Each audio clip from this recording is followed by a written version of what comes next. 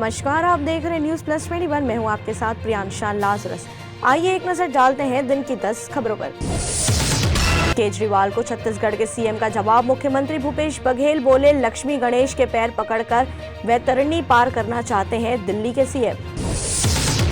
Kachna railway crossing में फाटक बंद से परेशान लोगों को मिलेगी राहत। जनवरी से बनेगा ओवरब्रिज, टेंडर हुआ फाइनल।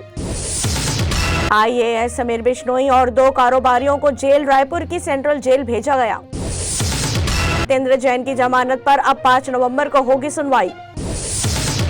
मुंबई में विदेश मंत्री एस जयशंकर बोले, आतंकवाद मानवता के लिए गंभीर खतरा। चेन्नई एयरपोर्ट पर कस्टम अधिकारियों ने जब्त किया 82.41 लाख का सोना। देश भर में कोरोना संक्रमण के केसों में गिरावट, 19,398 एक्टिव मरीज। एलन मस्क का ट्विटर खरीदने के बाद ट्वीट में बोले, the bird is freed. South Korea की सेना का दावा, नॉर्थ कोरिया ने दागी ballistic missile. Producer Kamal Kishore Mishra गिरफ्तार हुए। दूसरी महिला संग अफेयर पकड़ा गया तो पत्नी पर चढ़ाई थी गाड़ी। ऐसी तमाम जानकारियों से लगातार अपडेट रहने के लिए देखते रहिए न्यूज प्लस 21, आपके हक की बात।